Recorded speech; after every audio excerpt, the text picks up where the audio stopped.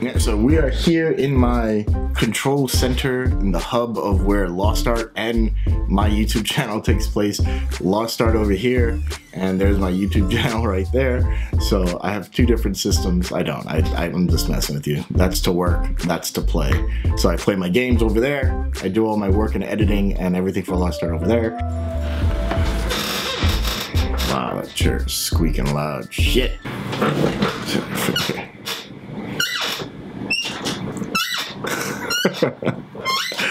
What's up, everybody? Welcome back. Today, as you see in the title, I'm going to be teaching you three things that I think every magician should know. They're the basic of the moves that can pretty much give you any trick you want to do.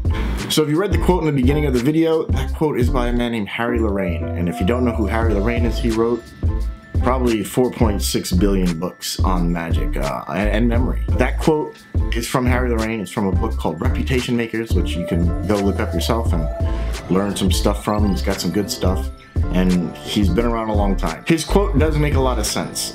There are very few moves that you can use to do a lot of magic. I'm not saying that you should only use those moves, obviously. If you don't have these tools, it's going to be hard for you to get to certain things in magic.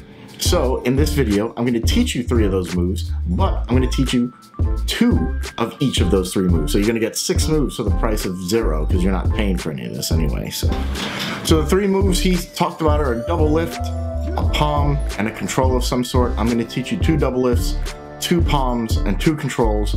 The palm, I'm going to teach you a top palm and a bottom palm. I'm going to teach you 2 different controls, a double undercut and a shuffle control. And I'll teach you some touches on some different double lifts. But if you want to learn more about this stuff, you can always go look for some books. The Royal Road to Card Magic, all those books that I always talk about will teach you tons of different things to use. Let's just get started on those 3 dynamic, awesome moves.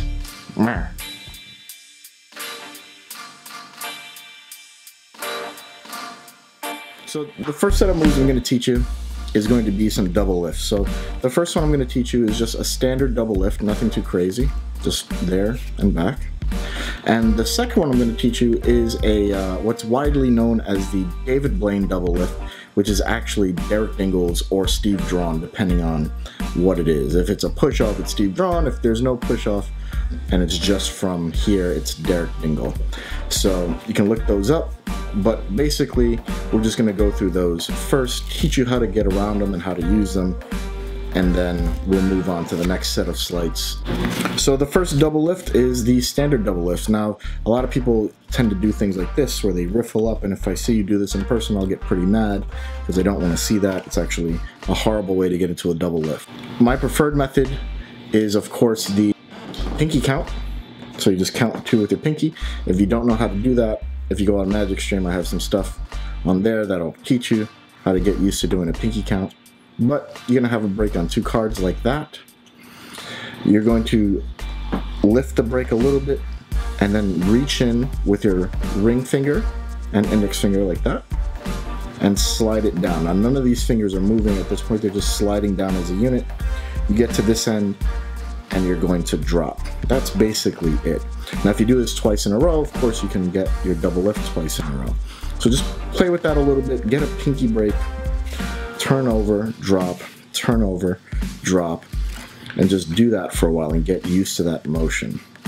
The next thing I'm gonna throw in there, though, is something called the Altman trap, and that's using the base of the hand. So if you turn this card over and then you throw in the base of your hand like this, till it gets stuck. That is the Altman trap. If you push down with your thumb and let go with your pinky, it pops up in the back, and then you can get a break. So I turn over, lands on the thumb, push down, let go with my pinky, it pops up, and now I have a break again. These are the techniques that you want to start to use to get your double lifts looking smooth and comfortable without too much action. You don't have to sit there and count like this.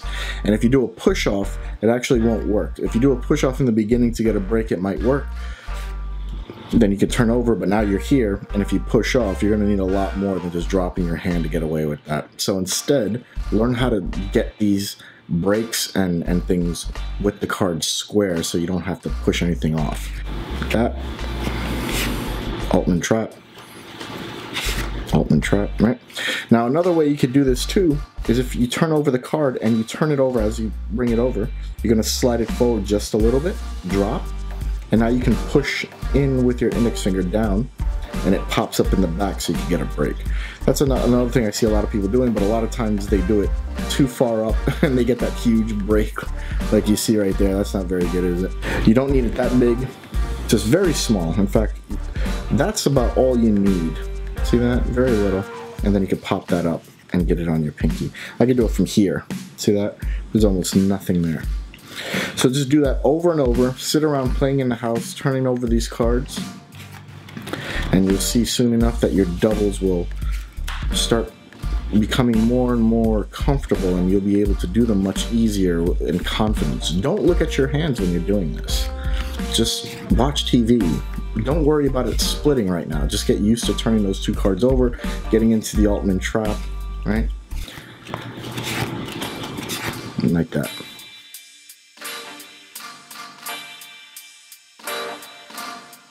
Alright, so the next double lift I'm going to teach you is the 𝗙𝗥𝗢𝗟𝗟𝗢𝗪 double lift, also widely known as David Blaine's double lift because he does use it a lot, but this is 𝗙𝗥𝗢𝗟𝗢𝗪. So the double lift is here, and that's it. There's another person who does something very similar. His name is 𝗙𝗛𝗟𝗟𝗢𝗪, and he pushes off and then does it like that, and it's done straight from a push off, no breaks, no get readies, which is very difficult. I'm going to teach it to you with a break just because it's a little bit easier, and going through the mechanics of doing a push off with no breaks or get readies is actually very difficult to do, and something I'm not going to go over here. If you want to, 𝗦𝗪𝗡𝗏𝗏 has a lot of good work on it called the master push off, but that's something for you to look into yourself. Step one, get a break. Right, so just get a break on some cards. Now, as you approach the deck, you're going to contact the upper. I'm a lefty. I mean, I'm a righty, so the cards are in my left hand. So I'm going to contact, for me, the uppermost right corner. If you're a lefty, it would be the uppermost left corner. You're going to contact that with your ring finger of the hand that's not holding the deck, and you're going to pivot it against the fat of your thumb back. All right, just like that. Once you do that, your thumb and these two fingers are going to turn this over and bend and snap it off of the base of your hand like that, showing the card, and then you can just turn it over. So it could be a fluid thing. I don't necessarily like doubles like this, because it tends to be done too often. Every double, you know, it's like this big noise or something. But it is a nice, simple double lift you can do. So you get your break. As you approach, you're going to lift with your ring finger just a little bit to contact that card. Pivot back towards your body, spin it around, click off of your hand. See, I'm holding it there. It's nice and curved. A little bit, that helps keep it together in this position. Show the card, replace, and that is your David Blaine, aka 𝗙𝗥𝗢𝗟𝗢𝗪𝗏 double lift, which is really what it is. So stop calling it Blaines, it's Dingles. 𝗙𝗥𝗢𝗢𝗪𝗏 from the forest or something.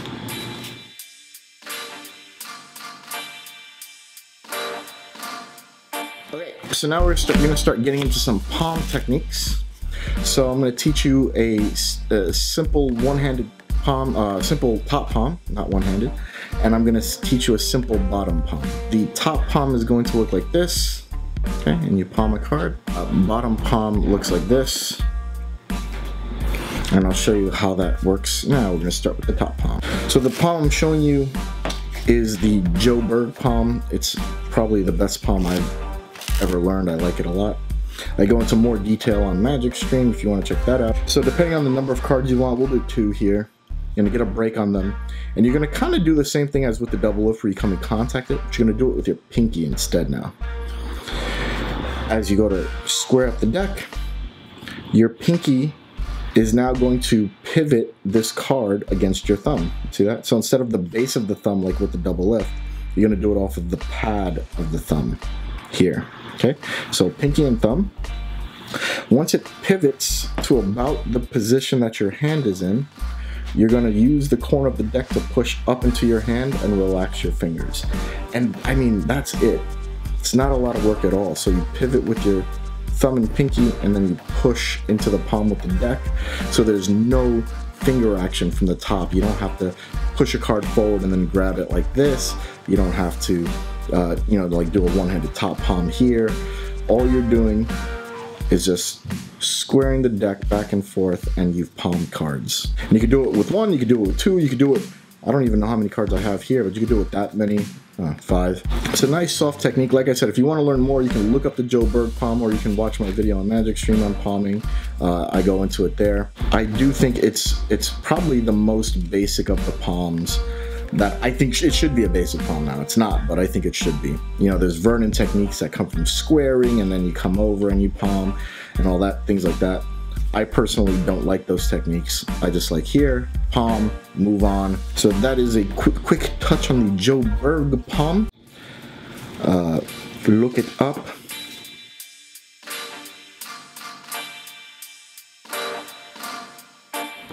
So there are one-handed bottom palm techniques that I think are actually very good, like that one that I'm not going to teach on here at all.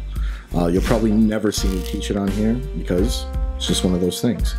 However, there are very good two-handed palm techniques, and the one I'm going to show you now is probably not the best, but it is a way to get into it, to get used to it. It looks a lot like this, all right? That's it. Card is palm. Now there's different ways to think about the bottom palm. Some people think that there should be no motion whatsoever before you palm.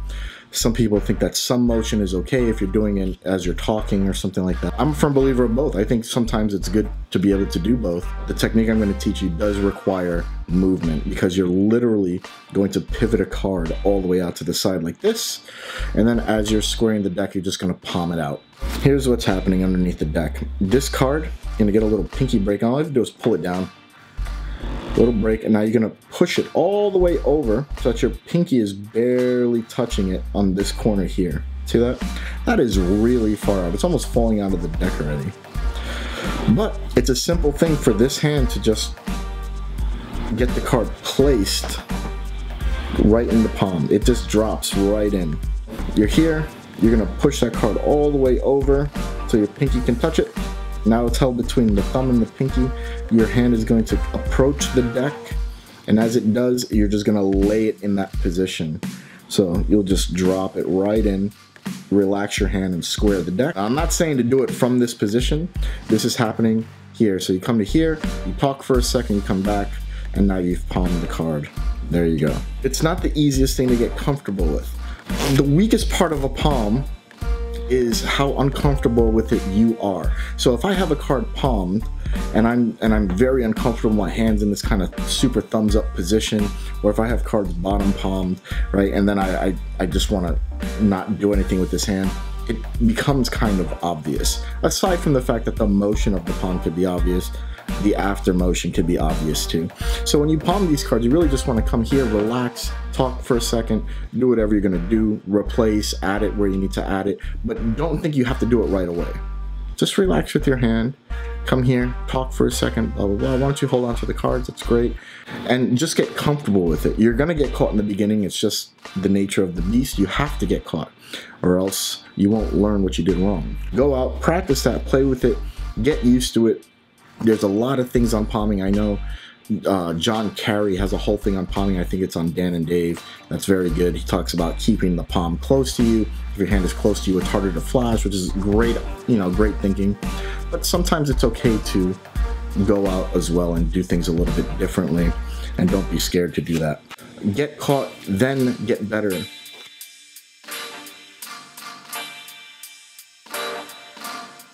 Okay. So the last piece of this three-part equation is a control. Again, I'm going to teach you two of them. The first one I'm going to teach you is the double undercut. So the double undercut is basically this. Control like that. And you can control a card, multiple cards, 2 cards, 3 cards to the top or the bottom, depending on where your break is. Okay. So the double undercut is the basic of all the controls. And if you don't know what it is, you're going to learn it right now. And it's something I think you should learn how to forget pretty easily, even though it can save you from something. So maybe that's not the right thing to say, but I prefer not to use that very much. I like using controls where you don't see how the card is controlled. There's no movement of the cards. It's just in one place, out the other. You know, the double undercut can save you from a lot of things. I prefer to use controls like this one. This is the broadside swivel steel.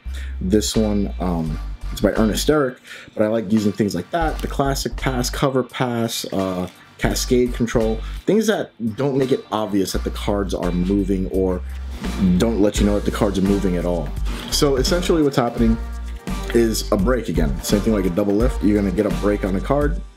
Now if you have the break above the card, so let's say this 7 of clubs, if I want this card to go to the top, I'm gonna hold a break above it. So when I hold the packet above it and I lift it, the card will be there. If I want it to go to the bottom, as the card is selected or put back, I'll just hold the break below it, put everything back, and now when I do it, it'll go right to the bottom.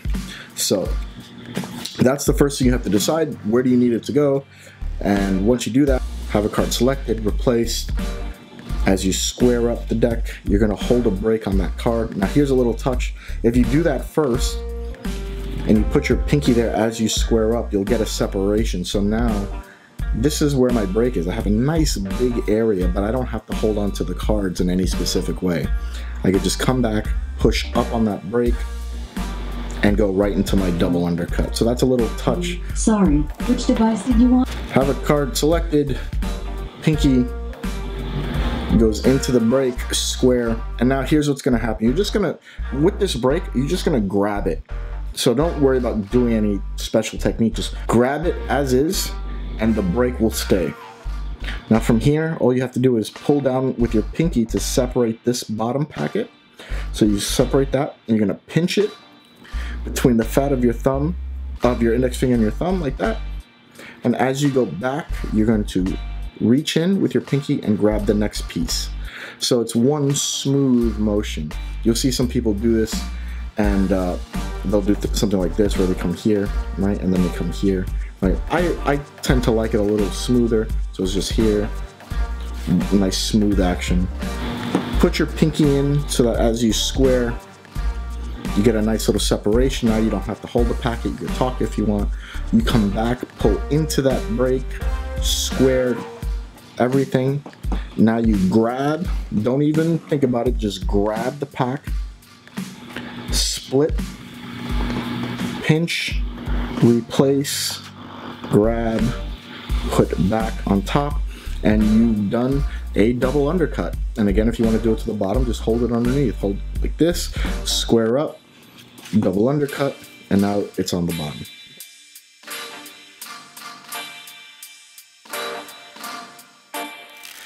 These controls are becoming more and more popular. They were very popular at one time, then they kind of died off, and now they're coming back with like the advent of certain magicians like, you know, 𝗏𝗏𝗟𝗟𝗡 and guys like that who use these controls a lot. I'm going to show you a very basic one. There's tons and tons of work on the shuffle control, the overhand shuffle control in particular. There's false overhand shuffles, all kinds of things you can do with this same action. But the whole thinking is this is how most people will shuffle the cards, which I don't necessarily agree with. Because of this, this becomes very disarming. And if you learn how to control your overhand shuffles to do false shuffles, and I know 𝗏𝗏𝗟𝗏𝗡 has something called the optical shuffle, which is a very nice thing like that, where nothing happens. I have the 7 of hearts here, so I'll just give this a shuffle, and I haven't done anything. None of the cards move whatsoever. So you can look that up too by 𝗏𝗏𝗟𝗏𝗡, but this is just going to be a control. So you have a card selected, and you're going to hold a break above it, and you're going to do the same kind of thing you did with the double undercut. Instead of grabbing from the bottom though, from the top, you're going to go from the bottom. So you come underneath, hold your break. Now if you shuffle part of that, okay, don't take the whole packet, just take a piece of it, this, right? Once you get to the break, you drop the whole packet, and that basically controls it to the top of the deck. So it's a nice, quick, simple control. So you have your card selected, you square up.